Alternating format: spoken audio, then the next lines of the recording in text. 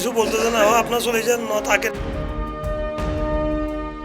Chittagong medical college হাসপাতালে অকেজ হয়ে পড়ে আছে ৬ কোটি টাকা মূল্যের এনজিওগ্রাম মেশিন। হৃদরোগ বিভাগে দীর্ঘ ৪ বছর ধরে পড়ে থাকায় নষ্ট হচ্ছে এটির অন্যান্য যন্ত্রাংশ।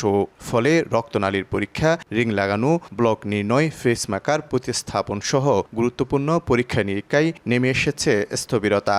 যদিও সচল থাকা আরেকটি মেশিনে চাপ সামলাতে হিমশিম অবস্থা চিকিৎসকদের। ওয়ারেন্টি পিরিয়ড শেষ হয়ে 2021 শেষ হয়ে যায়। সরকারি পর্যায়ে ঠিক করা অনেক জটিল হয়ে যাচ্ছে, কারণ এটা খরচ প্রায় 3 কোটি টাকার মতন খরচ হবে। ঠিক হওয়ার সম্ভব অতটুকু খরচ সরকার এই মুহূর্তে ব্যয় করতে পারবে কিনা এটা নিয়ে সন্দেহ থেকে যাচ্ছে। মেশিন নষ্ট হওয়ায় লেগে থাকে দীর্ঘ লাইন, এতে ভোগান্তিতে রোগীরা। তারা দেখতে হয় অনেকক্ষণ, আমরা তো অসুখের রোগী। আমাদেরকে কষ্ট দিলে তো আমরা তো সকাল থেকে কষ্ট পাইতেছি, কিছু বলতেছে না, আপনার চলে যান না তাকে কিছু তো না বলতেছে। হাসপাতাল কর্তৃপক্ষের কাছে দাবি হচ্ছে একটাই, মেশিন যেটা খারাপ হয়ে গেছে ওটা ঠিক করে জনগণের কষ্ট কম হয়। এদিকে মেডিকেলের রেডিওলজি বিভাগে ৩ বছর ধরে নষ্ট ম্যামোগ্রাফি মেশিনও, যার কারণে রোগীরা বঞ্চিত হচ্ছেন স্তন ক্যান্সার ও টিউমার নির্ণয় সহ নানা সেবা থেকে। মেশিনের জিনিস তো নষ্ট হবে, সেক্ষেত্রে যদি মেনটেন্যান্সটা রেগুলার থাকে তাইলে আমরা সার্ভিসটা সবসময় এটা চালু রাখতে পারি। হাসপাতালের পরিচালক বলছেন,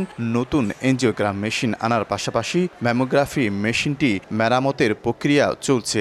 এনজিওগ্রাম মেশিন যেটা আমাদের দুইটার মধ্যে একটা নষ্ট, আর একটা সচল আছে, আর একটা মেশিন নতুন আসতেছে আমাদের, তো এটা এই মাসের শেষে অথবা আগামী মাসের প্রথম দিকে চলে আসবে। কর্তৃপক্ষের তথ্য মতে প্রতিদিন হাসপাতালটির হৃদরোগ বিভাগে সেবা নেন ২৫০-র বেশি রোগী। দীর্ঘ ৪ বছর ধরে নষ্ট হয়ে পড়ে আছে গুরুত্বপূর্ণ হার্টের এই এনজিওগ্রাম মেশিনটি।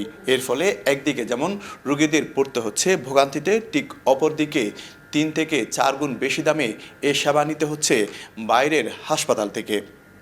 শফিকুল আলম, সময় সংবাদ, চট্টগ্রাম।